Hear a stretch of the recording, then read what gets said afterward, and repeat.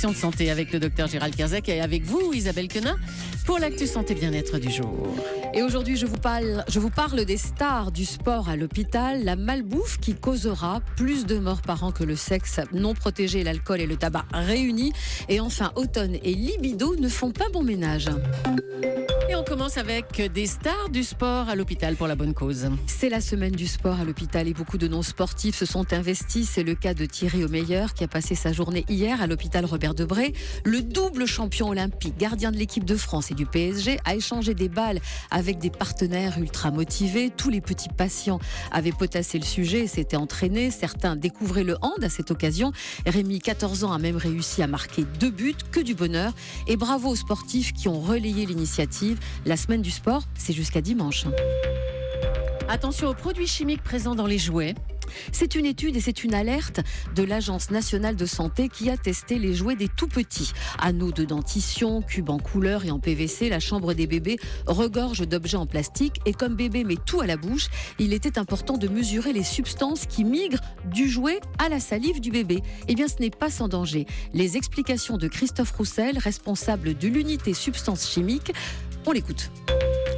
En fait, on s'est attaché pour cette étude à vraiment essayer d'être au plus près possible des expositions des enfants. Donc c'est pour cette raison qu'on a évalué ce qui pouvait migrer à partir des jouets. Donc c'est vraiment les substances qui sont relarguées par les plastiques et en particulier par les jouets lorsque les enfants les mettent en bouche.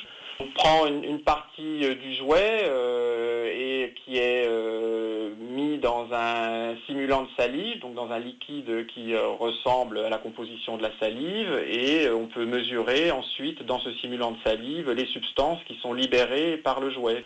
On a clairement montré qu'il pouvait être exposé à des substances et donc nous, on préconise que ces tests de migration soient faits en vue d'évaluer de nouvelles substances qui pourraient être mises dans les jouets. Donc c'est vraiment une recommandation forte que les tests de migration soient menés avant mise sur le marché de nouvelles substances dans les jouets.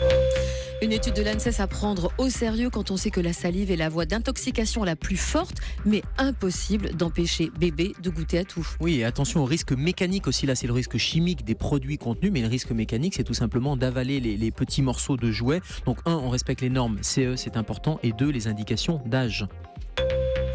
La malbouffe sera bientôt plus nocive que le sexe non protégé, le tabac et l'alcool réunis.